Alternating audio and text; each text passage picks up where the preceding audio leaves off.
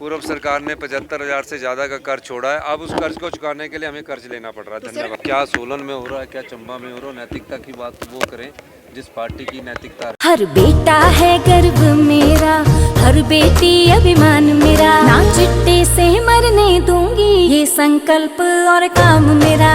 चलो कदम बढ़ाएं, चिट्टा मिटाएं, हिमाचल को नशा मुक्त बनाएं। और जो पार्टी का कार्यक्रम है, सरकारी कार्यक्रम है, इसमें सरकार अपनी नीतियों का करेंगी। इसमें भारतीय जनता पार्टी को कहने को कुछ नहीं है, लेकिन मैं ये कह सकता हूँ कि प्रदेश की अर्थव्यवस्था में महत्वपूर्ण बदलाव हुआ है। प्रदेश आत्मनिर्भर दिशा में आगे बढ़ा है और जो हमने भ्रष्टाचार के चोर दरवाजे बनकर जो चोर दरवाज़ों से धन लुटा दिया जाता है उसको रोकने का प्रयास किया। हम सब प्रकार से इस प्रदेश को आत्मनिर्भर बनाने की दिशा में आगे बढ़े हैं। सब बिहार में वोट चोरी का भी नजर आ रहा है, क्या कहना चाहेंगे, कहाँ कमी रह गई, क्या? नहीं, हम तो वहाँ पार्टनर थे और पार्टनर के नाते अभी फाइनल रिजल्ट नहीं आया। जितनी हमने 60 ही सीटों पर चुनाव लड़ा था 243 पर वहाँ वोट परसेंटेज में भी अच्छी वृद्धि हुई है और फाइनल रिजल्ट में कितनी सीटें जीतते हैं उसके बाद ही मैं कोई इस पर बयान दे सकता हूँ। सर 11 सर कांग्रेस का प्रदर्शन कैसे देखते? 50 सीटें मिली थी, उसमें से 4 पर ही बढ़त होने आएंगे अभी तक। नहीं, ये ना जब कैंपेन चलता है, जब 2022 में चुनाव हुआ तो उसमें पहले बीजेपी की बढ़त थी, लेकिन अभी पूर्ण रिजल्ट नहीं आने के बाद ही कहा जा सकता है। वहाँ तो अलायंस पार्टनर में कांग्रेस चुनाव लड़ रही थी। और एक बात मैं कहना चाहूँगा कि भारतीय जनता पार्टी वालों ने कहा कि नेर चौक से मेडिकल कॉलेज के 41 प्रोफेसर हटा दिए गए। मैं एक बात स्पष्ट कर देना चाहता हूँ, कोई प्रोफेसर नहीं हटाए गए हैं। हर एक मेडिकल कॉलेज का अलग कैडर बन रहा है और सभी आईजीएमसी का भी अलग कैडर बन रहा है। डायरेक्टरेट ऑफ मेडिकल एजुकेशन अलग हो गया है और डायरेक्टर ऑफ हेल्थ और सर्विसेज अलग हो गया है। तो जितने भी आईजीएमसी में भी चाहे डायरेक्टरेट ऑफ हेल्थ सर्विसेज के जो डॉक्टर लगेंगे वो सब गांव के पीएससीज में जाएंगे, सीएससीज में जाएंगे और जिला हॉस्पिटल में जाएंगे, जोनल हॉस्पिटल में जाएंगे। इसी तरह नेर चौक के भी जितने हैं उसमें से 28 डॉक्टरों को हमने मंडी में ही रखा है और मंडी की उन डिस्पेंसरियों में रखा है जहां डॉक्टर नहीं थे। मेडिकल कॉलेज में हम और स्टाफ देंगे, कोई मेडिकल कॉलेज में स्टाफ की कमी नहीं रखेंगे। हम वो नहीं करेंगे पिछली भारतीय जनता पार्टी की सरकार की तरह कि मेडिकल कॉलेज तो खोल दिया गया और जो एमआरआई की मशीन है वो प्राइवेट को दे देगी और मशीनें प्राइवेट को दे देगी।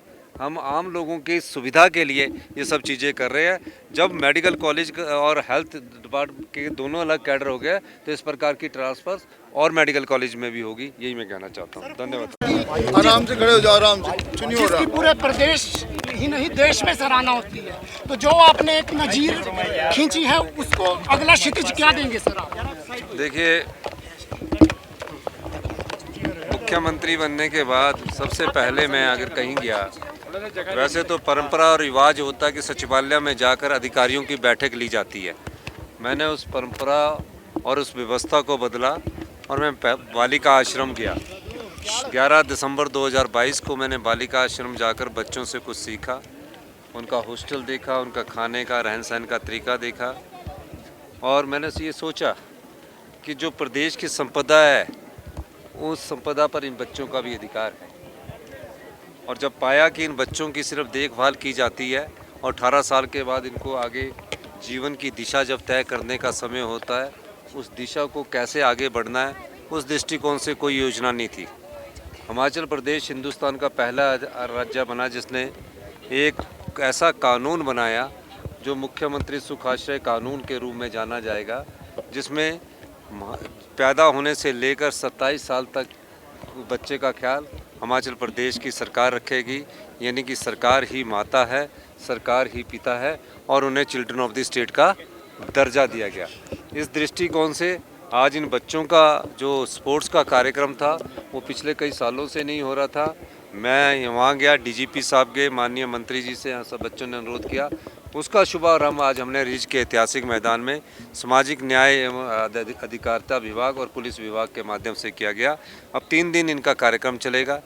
खेलकूद प्रतियोगिता में ये बच्चे भाग लेंगे, कुछ सांस्कृतिक कार्यक्रम हमने देखा, टग ऑफ वार हमने देखी। इन बच्चों को ऐसा महसूस ना हो कि इनका जब इनके माता पिता इनको छोड़कर चले गए तो इनका कोई नहीं है। उस संदर्भ में सरकार ही माता है, सरकार ही पिता है, इस दृष्टि से ये राज्य के बच्चे कहलाते हैं। इसके लिए आज ये कार्यक्रम 14 नवंबर को जब बापू चाचा नेहरू जी का चिल्ड्रन बच्चों के दिवस के रूप में मनाया जाता है, बाल दिवस के रूप में मनाया जाता है। उस संदर्भ में आज ये प्रोग्राम हमने यहाँ आयोजित किया गया है।